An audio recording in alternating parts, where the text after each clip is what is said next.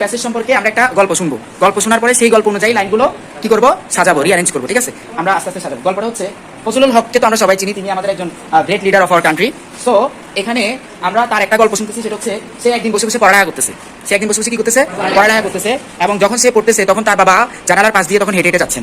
যাওয়ার সময় দেখতেছে যে তার ছেলে বসে বসে পড়তেছে আর একটার পর একটা, ওয়ান আফটার অ্যানাদার, তার বইগুলো ছিটতেছে। ছিঁড়া ইংরেজি কি, টিয়ার করা, টিয়ারিং অফ, ছিটতেছে। ঠিক আছে, তারপরে তার বাবা তাকে বললো, oh my boy, don't play with your book, তুমি তোমার বইয়ের সাথে খেলবা না, তুমি তোমার বইয়ের সাথে খেলবা না, কারণ বই খেলা জিনিস নয়। তখন ফজলুল হক অ্যান্সার দিছে যে আমি বইয়ের সাথে খেলতেছি না, আমি I have already gone through the pages, আমি অলরেডি এই পেজগুলো পড়ে ফেলছি। ঠিক আছে, তখন তার বাবা কি করছে, তার ওখান থেকে কয়েকটা কোশ্চেন জিজ্ঞেস করছে এবং সে খুব স্মার্টলি সেই কোশ্চেনগুলোর অ্যান্সার দিছে এবং সে খুব তার মেধার পরিচয় দিছে।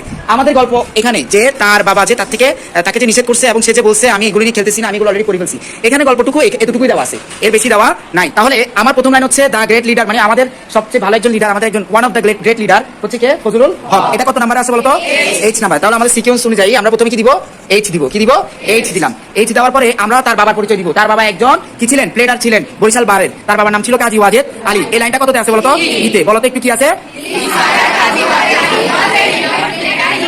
তাহলে আমরা এখন কি দিব, ই নাম্বার দিব। ঠিক আছে, তার মানে এখানে কি লেখা আছে বলো, লেখা আছে his father Kazi Wajed Ali was a renowned pleader in Barisal bar, in Barisal bar.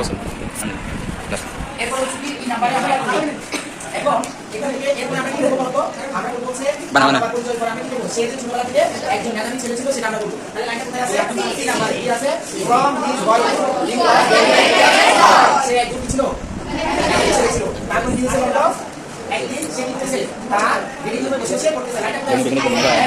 One day the boy Fazlul Haq was reading in his study room. সে তার স্টাডি রুমে বসে পড়ালেখা করতেছে। তাহলে এটা কি হবে, এক নাম্বার। যখন সিরিজ অনুযায়ী এক নাম্বার। এবার আসি, আমরা বলবো তার বাবা তার রিডিং রুমের পাশে কি করতেছে, হেঁটে যাচ্ছে। এই লাইনটা লিখবো। কোথায় আছে বলতো, লাইনটা his father was passing by, his father was passing by. তার বাবা কোথায়, তার পাশে হেঁটে যাচ্ছে। এবং সে কি দেখলো বলতো, সে দেখলো তার ছেলে বসে বসে পড়তেছে এবং একটা পর একটা এই যে টিয়ারিং অফ ছিটতেছে, the pages of his book one after another, একটার পর একটা বইয়ের পাতাগুলো কি করতেছে, ছিটতেছে। তাহলে লাইনটা কোথায় আছে, আমরা এখন তাই বলো one day sorry he saw, সে দেখেছিল Fazlul Huq reading his lesson, সে তার লেসন পড়তেছে, and tearing of the pages of his book one after another, একের পর এক ছিট করতেছে, পেজগুলো ছিটতেছে। এবার আমরা দেখবো তার বাবা যে তাকে নিষেধ করলো, ও মাই সন হোয়াট আর ইউ ডুইং, এটা কোথায় আছে বলো, এন্ড ওয়াজ হি এন্টার, প্রবেশ করেছিল, এন্টার প্রবেশ করেছিল, দ্য রুম, কোথায় প্রবেশ করেছিল, রুমের ভিতরে, এন্ড সে এই যে কোটেশনের ভিতরে তার বাবার কথা আছে, কোটেশনের ভিতরে, ও মাই গড, কি লেখা আছে, oh my God, don't play with your book, তোমার বই তুমি কি করবে না,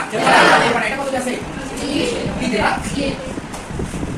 আচ্ছা। এবার সে আশা দিচ্ছে, সে কোথায় আশা দিচ্ছে, এই আশা দিচ্ছে, I am not playing, I am not playing, আমি খেলতেছি না, I have already gone through the all pages of this book, আমি এই বইয়ের সবগুলো পেজ ভালোভাবে পড়েছি। এই গন থ্রু হইছে হ্যাভ অলরেডি থাকার কারণে, এমনি গো থ্রু, গো থ্রু মানে কি, ভালোভাবে কি পড়া, গো থ্রু মানে কি ভালোভাবে পড়া, কোনো কিছু ভালোভাবে পড়লে আগে বলবো গো থ্রু। এখন হ্যাভ থাকার কারণে কি গন, তাহলে কি, তাহলে আমাদের এখানে লাইন বার হইছে 2 4 6 8, আমাদের রিয়ারেঞ্জ আসবে 8 নম্বরের এবং 8টা লাইন আমরা এখানে সাজাবো। ঠিক আছে, ওকে, আল্লাহ হাফেজ।